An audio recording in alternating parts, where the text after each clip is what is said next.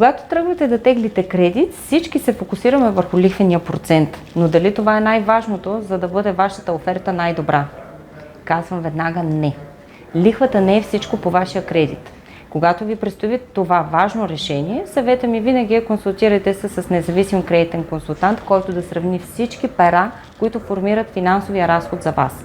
Когато теглите кредит ипотечен за покупка на имот, вътре влиза освен лихвения процент, в разходите, годишния процент на разходите се сформира от допълнително разхода за застраховка живот, ако ползвате такава, разхода за застраховка имот, която е абсолютно задължителна на имота, който купувате, отделно месечните разходи, които плащате към банката, като поддържане на разплащателна сметка и пакет, който ползвате с електронно банкиране.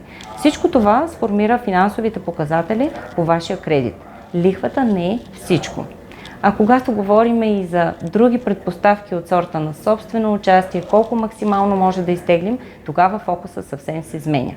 За да бъдете сигурни, че сте избрали най-добрата оферта, консултирайте се с кредитен консултант.